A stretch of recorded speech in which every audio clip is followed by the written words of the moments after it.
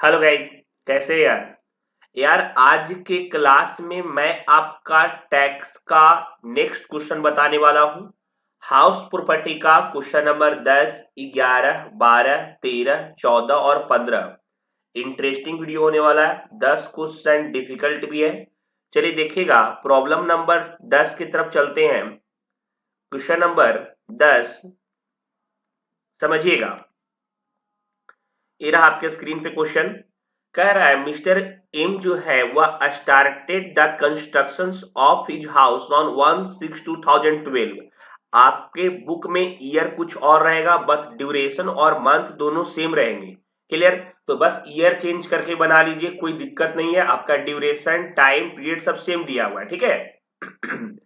And for his he took a loan of 2 lakh at the rate of 13.5% from bank. ठीक है, उन्होंने bank से loan लिया 2 लाख का और 13.5% इंटरेस्ट चार्ज। ठीक है, आगे he took another loan of 6 lakh at the rate of 13% per annum on 1 अप्रैल 2015। ठीक है, 1 अप्रैल 2015 तो 31 मार्च 2016 मतलब हमारा जाता है यहाँ पे। लेकिन यहाँ पे घर उसका कंस्ट्रक्शन कंप्लीटेड ही हो गया था 15 में। क्लियर? अब देखिए, पहले हम सबसे पहले ड्यूरेशन निकाल लेते हैं, ध्यान दीजिएगा। पहले 1/6/2012 को लोन लिया था, समझिएगा।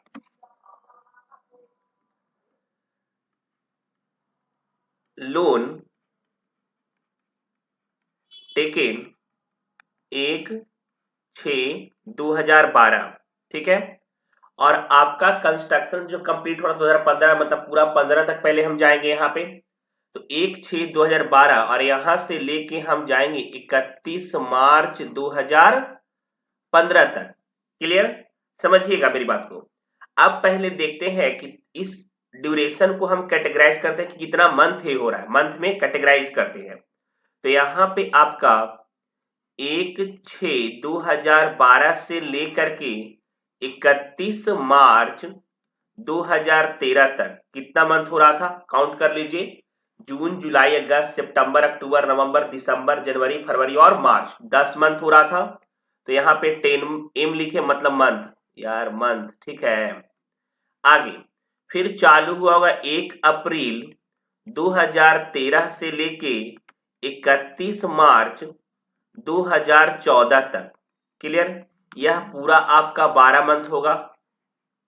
फिर आपका 1 अप्रैल 2014 से लेकर के 31 मार्च 2015 तक, यह भी पूरा आपका 12 मंथ होगा। ठीक है, अब एक बात ध्यान से देखिएगा कि टोटल आपका ड्यूरेशन इस लोन का कितना हो रहा था जो प्रीवियस का था, प्रीवियस ईयर का। तो 12, 10, 12, 24 और 10, 34 मंथ। टोटल यहां तक आपका हो रहा था 34 मंथ। क्लियर? यहां तक कोई दिक्कत नहीं है। अब आगे देखिए, हम लोग प्रीसीडिंग ईयर का इंटरेस्ट ऑन लोन निकालते हैं। थोड़ा स्क्रीन छोटा कर लें। हम लोग प्रीसीडिंग ईयर का इंटरेस्ट ऑन लोन निकालते हैं ना। तो यहाँ पे लोन का अमाउंट था, interest on loan previous year interest on loan previous year, loan का अमाउंट था आपका 2 लाख का। और 2 लाख का 13%, 13.5% था ना यार। 13.5% हम लोग का होता था 27,000, 27,000। क्लियर? अब यहाँ पे यार प्रीवियस ईयर का कैसे निकालेंगे सर? यह तो असेसमेंट, मतलब जो आपका ईयर था, मतलब असेसमेंट ईयर में पेड करने वाला इंटरेस्ट निकल गया 27,000। क्लियर? लेकिन प्रीवियस ईयर का इंटरेस्ट ऑन लोन कैसे निकालेंगे? देखिएगा, यहां पे आपका प्रीवियस ईयर का इंटरेस्ट ऑन लोन निकालने का रूल क्या है कि जितना आपका इंटरेस्ट ऑन लोन निकला है असेसमेंट ईयर में पेड करने वाला, divided by 5, divided by 5 into duration. तो ड्यूरेशन आपका कितना मंथ हो रहा है? 34। और मंथ में लिखे तो डिवाइड कर देंगे 12 से। मंथ में डिवाइड कर देंगे हम 12 से।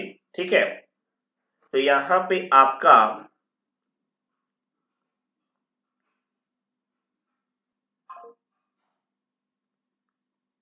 अब देखिए, यहाँ पे आपका 27,000 डिवाइडेड बाई 5 और इंटू 34/12 15,300 आ गया। क्लियर? तो यहाँ पे यह 15,300 मतलब जो पहला लोन लिया था उसका टोटल इंटरेस्ट उसका 27,000 प्लस 15,300 42,300 हो रहा था। पहला लोन जो लिया था उसका कितना इंटरेस्ट हो रहा टोटल 42,300। अब आगे देखिएगा, समझिए मेरी बात को।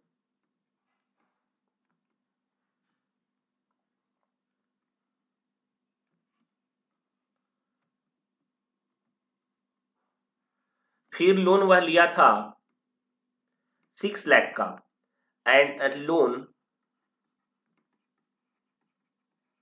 टेकन 2015। देखिए 2015 में लोन लिया था और उसका मतलब ड्यूरेशन 2015 में हाउस कंस्ट्रक्शन कंप्लीट उसका हो रहा था। ठीक है, तो बस इसका हम लोग प्रीसीडिंग ईयर में जो पे करेंगे, मतलब प्रीसीडिंग ईयर का असेसमेंट ईयर में इंटरेस्ट पेड करेंगे, बस उसी का पे करेंगे। तो 6 लाख का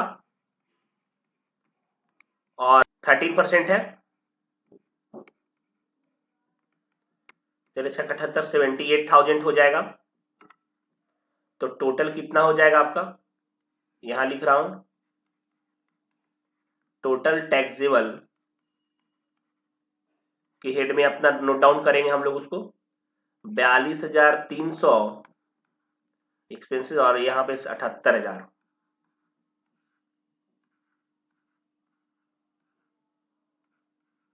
1,20,300 यह आपका आंसर दे रहा होगा। ठीक है, राइट डाउन कीजिए अच्छे से।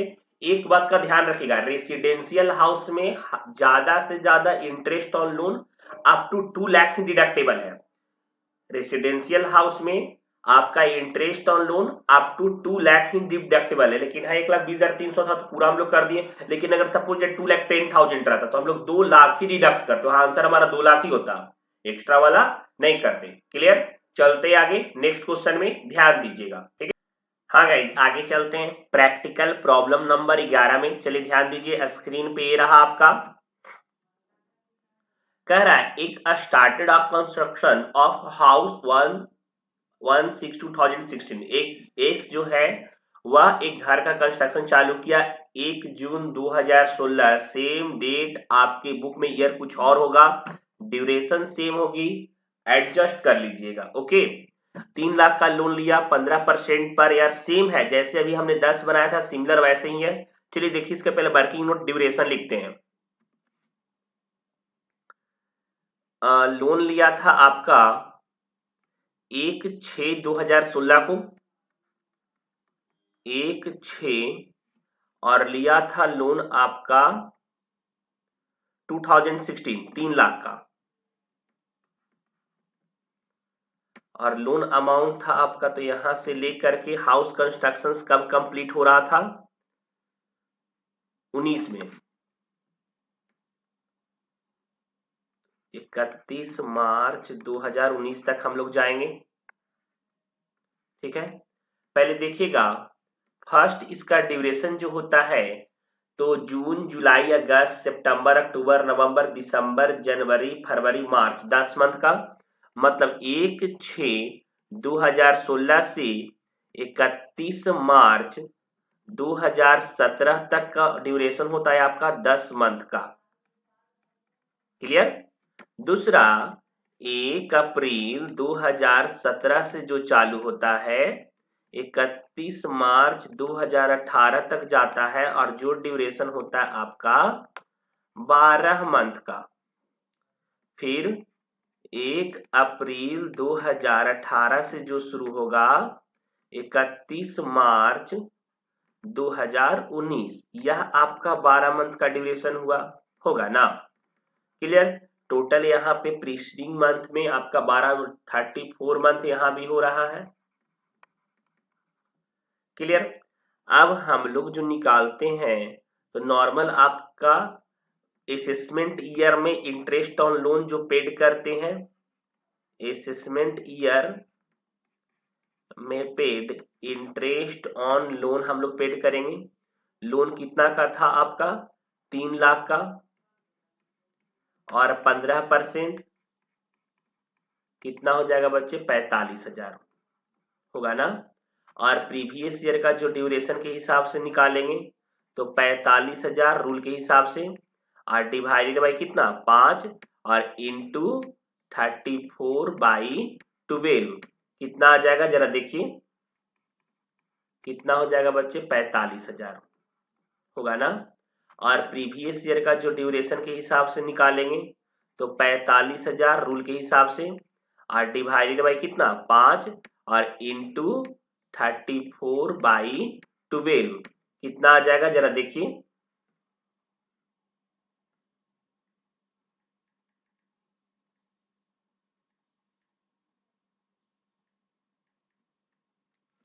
$25,500 ये निकल गया। मतलब टोटल इंटरेस्ट ऑन लोन यहाँ पे कितना निकल गया? 70,500 का।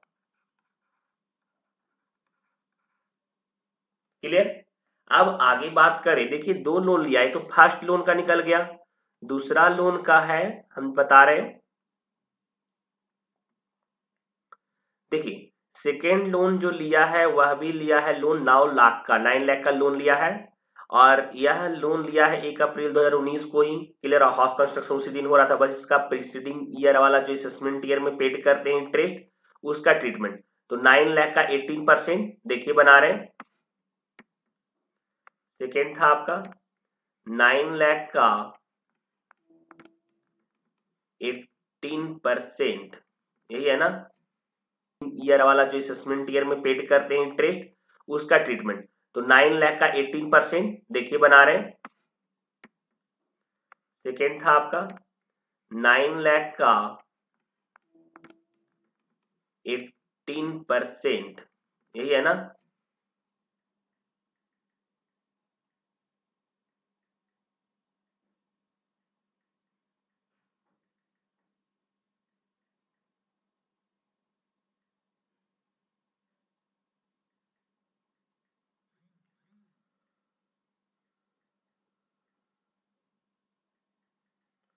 $1,62,000। अब देखिएगा टोटल इंटरेस्ट ऑन लोन बराबर हो रहा था हमारा 1,62,000 अब प्लस 70,500, 2,32,500 और आंसर में आप बोलिए सर हमारा 2 लाख ही दिया हुआ है। क्लियर? यहाँ इंटरेस्ट ऑन लोन ज्यादा हो गया, लेकिन हम क्या पढ़ाए थे कि रेसिडेंशियल हाउस पे आपका interest on loan up to 2 lakh होता है। ठीक है, तो यहाँ पे आपका टैक्स इंटरेस्ट ऑन लोन जो टैक्सेबल हेड में जाएगा वह आपका 2 लाख का ही होगा। ठीक है, पक्का? कोई दिक्कत नहीं ना। चलिए आगे ध्यान दीजिएगा, नेक्स्ट क्वेश्चन 12 नंबर बताते हैं। 12 ध्यान दीजिएगा, इसको अच्छे से राइट डाउन भी कर लीजिए। ठीक है, इसको अच्छे से राइट डाउन कर लीजिए। डाउट लग रहा है वापस वीडियो प्लेबैक करके देखिए। एक रिक्वेस्ट है बच्चे, पता है आपके लिए बना रहे वीडियो, आपका सपोर्ट बहुत ज्यादा जरूरी है। ज्यादा से ज्यादा फ्रेंड तक, कॉमर्स के ग्रुप तक, मैक्सिमम स्टूडेंट जो आपके नियरेस्ट में होंगे प्लीज उनको शेयर कीजिए, उससे कॉन्फिडेंस हमारा बढ़ेगा और आपके लिए और एडवांस सारे चैप्टर का वीडियो लेके आऊंगा, कुछ नए नए ट्रिक्स भी लेके आऊंगा, एग्जाम पैटर्न लेके आऊंगा कुछ कुछ, तो आपके लिए बेनिफिशियल होगा। तो सब्सक्राइब कीजिए और शेयर भी कीजिए। चलते हैं नेक्स्ट क्वेश्चन की तरफ, ध्यान दीजिए प्लीज। आगे चलते हैं। देखिए यह आपका प्रॉब्लम नंबर 12 है। ठीक है, और 12 में मिस्टर पी है मिश्रा, जिसका एक घर प्रॉपर्टी था, किराए पे दिया हुआ था, लेकिन क्या हुआ कि टेनेंट उनका पैसा पेड नहीं किए। ठीक है, तो उन्होंने ऐसा गवर्नमेंट को बोला कि गवर्नमेंट को क्लेम किया कि 50,000 का हमारा जो रेंट है वो अनरियलाइज्ड है, हमको मिला नहीं है। ठीक है, तो गवर्नमेंट वहां पे जो साइनिंग ऑफिसर जो था उन्होंने बोला कि अच्छा ठीक है 42,000 का डिडक्शन हम आपका मान लेते हैं। समझिएगा, देखिए बना रहा हूं क्या हुआ।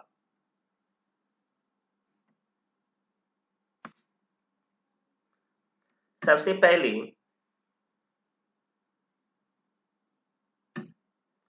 आप यहां पे लिखिएगा amount claim unrealised, claim unrealised 50,000 का। क्लियर? लेकिन यहां पे आपका असाइनिंग ऑफिसर अलाउ कर दिया,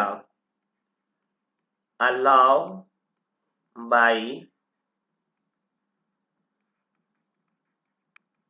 ऑफिसर 42,000 का।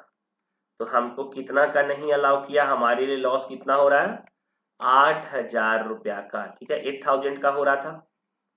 अब एक बात ध्यान दीजिएगा, पहला बोल रहा है क्या चीज कि क्या हुआ कि उसमें उन्होंने जब कुछ दिन बाद 10 अगस्त यार जस्ट हाँ 10 अगस्त को पहला रिकवर अमाउंट उसको 6,000 आया। अब एक बात देखिए, यहाँ पे फर्स्ट में बोल रहा है कि रिकवर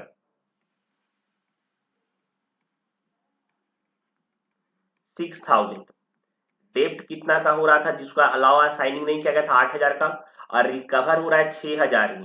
तो यहाँ पे टैक्सेबल वैल्यू क्या होगा, तो ये टैक्स आपका नील हो जाएगा। क्यों नील होगा, अलग अलग केस दिया हुआ, 3 केस दिया हुआ। ठीक है, बोल रहा है क्या चीज की मतलब उनका 50,000 का रेंट रियलाइज नहीं हुआ था। जब उन्होंने इनकम टैक्स अथॉरिटी को बोला तो बोले कि देखिए 42,000 का डिडक्शन हम माफ कर देंगे, लेकिन 8,000 आपका नहीं माफ हुआ। लेकिन 8,000 में पहला केस से बोला कि टेनेंट के द्वारा 6,000 रिसीव किया गया है, तो गवर्नमेंट टैक्स कितना चार्ज करेगी। देखिए यार, गवर्नमेंट तो ऑलरेडी 8,000 रुपया उसका मतलब नहीं डिडक्ट की थी, तो यहाँ पे 6,000 ही रिसीव हुआ है, तो यहाँ पे टैक्स नील हो जाएगा। क्लियर? दूसरा केस में क्या बोल रहा है कि रिकवर हुआ है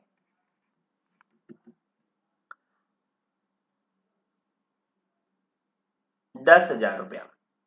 दूसरा केस में कितना रिकवर हुआ है, 10,000 रुपया। अब एक बात ध्यान से देखिएगा, गवर्नमेंट डिडक्ट नहीं की थी 8,000 और रिकवर हो गया उसको 10,000, मतलब 50,000 उसको नहीं मिला था, लेकिन गवर्नमेंट कितना मतलब मिल गया पैसा उसको टेनेंट के द्वारा 10,000 रुपया फुल सेटलमेंट के रूप में कि देखो भाई 10,000 दे देंगे तुमको। तो गवर्नमेंट को लगा यार कि ज्यादा 8,000 हम उसका माने थे कि मतलब चलो ठीक है, लेकिन 10,000 उसको रिकवर हो गया, तो 2,000 ज्यादा ना रिकवर हो गया। तो यहाँ पे उसका पहले तो 10,000 रिकवर कर गया है, और डेप्ट उसका था कितना एक्चुअली 8,000 का ही, क्योंकि गवर्नमेंट तो 42,000 उसको माफ कर चुकी थी टैक्स वाला, तो 2,000 जो उसका एक्सेस आ गया। ठीक है, अनरियलाइज्ड रेंट वाला इसका 30% हम लोग माइनस करते थे ना, याद कीजिए 30% एज पर 24A, तो 30% एज पर 24A 600,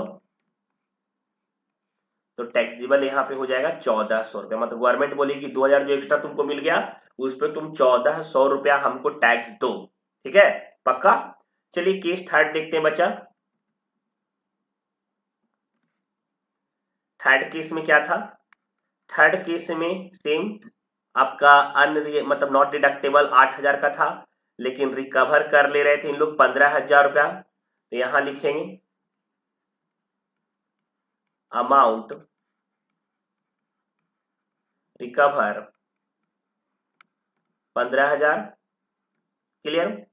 15,000, और यहां पे कह रहा था क्या चीज की नॉट डिडक्टेबल वाला 8,000, तो यहाँ पे उसका अनरियलाइज्ड रेंट जो एक्स्ट्रा रियलाइज्ड हुआ मतलब ही रियलाइज हो गया है 7,000 का। सेम गवर्नमेंट 30% टैक्स चार्ज करेगी, डिडक्शन एक्ट पर 24A डिडक्शन 2,100,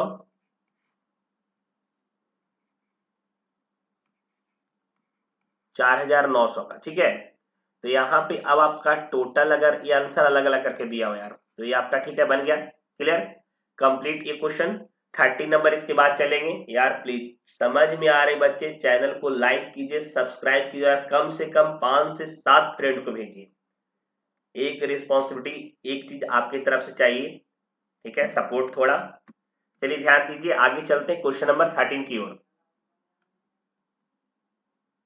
चलिए देखिएगा, यह आपके स्क्रीन पे प्रॉब्लम नंबर 13 है, इसको सॉल्व करूंगा यार। और यहाँ पे taxable income from house property find out करना है। ठीक है, तो यहाँ पे आपका फेयर रेंट दिया हुआ है, एक्चुअल रेंट का वैल्यू दिया हुआ है, स्टैंडर्ड रेंट भी दिया हुआ है, म्युनिसिपल वैल्यूएशन भी दिया हुआ है। कैसे वो भी बताऊंगा यार, राइट डाउन कर लीजिए। चलिए देखिएगा, वर्किंग नोट पहले लिखते हैं।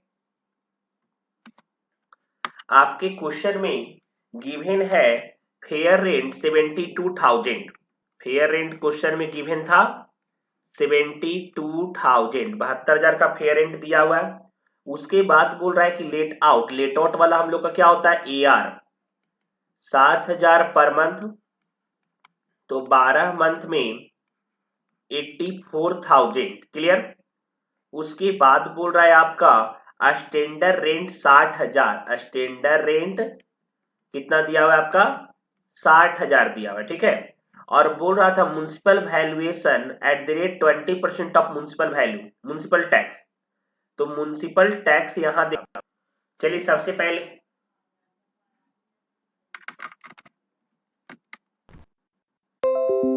पहले हम लोग जीएवी देखते हैं। जीएवी क्या होगा, याद कीजिए रूल बताए थे आपको कि अगर आपका एस आर गिवन रहेगा, यहां देखिए एफ आर दिया हुआ है, ए आर दिया हुआ है, एस आर दिया हुआ है, एम भी दिया हुआ है, ठीक है। अगर आपका एम भी या एफ आर एस आर से ज्यादा हो जाता है, मतलब अगर एस आर से एम भी या एफ आर दोनों या कोई एक भी एक्सीड्स कर जाता है, तो यह दोनों इनवैलिड हो जाएगा। और एक्सीड्स कर गया ना, एफ आर आपका 72,000 हो गया, तो यह भी आपका इनवैलिड हो जाएगा, एम भी आपका इनवैलिड हो जाएगा। अब ए आर और एस आर में जो ज्यादा रहेगा वह जी ए भी बनेगा। तो ज्यादा कौन दिख रहा है हमको, सर ए आर 84,000 दिख रहा है। तो यहाँ पे हमारा जी ए भी हमारा 84,000 हो गया, ठीक है। क्लियर। आगे बनाते हैं, चलिए देखिए फॉर्मेट बना रहे हैं, ध्यान दीजिएगा।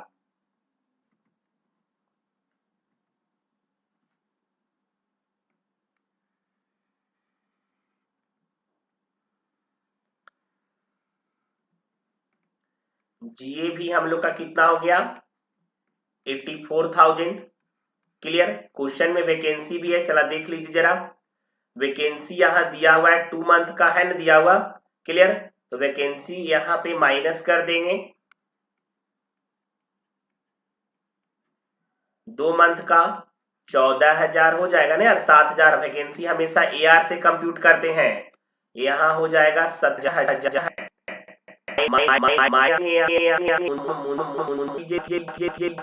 देखिए वो साल का म्युनिसिपल टैक्स आपका एक बार ही यार किया है ना, 10,000 का। तो यहाँ पे म्युनिसिपल टैक्स में टोटल 20,000 माइनस कर लेंगे।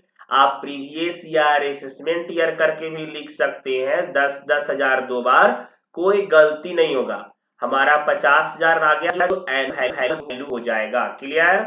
उसके बाद रूल क्या था, सर 30% डिडक्शन होता है एज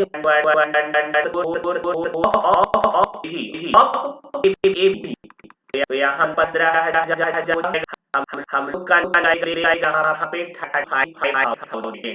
यहाँ तक किसी को कोई दिक्कत नहीं होगा, डाउट नहीं होगा, यहाँ तक क्लियर है सबका। अब यहाँ पे कुछ और आपका आगे एक्स्ट्रा बोला है, चलिए देखिए बना रहे हैं।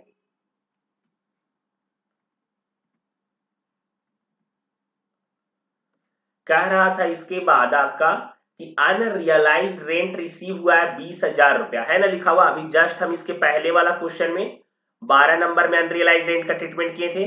तो अनरियलाइज्ड रेंट रिसीव किया है कितना, 20,000। लेकिन हम क्या बोले थे कि 30% इसमें से माइनस करेंगे तो 30%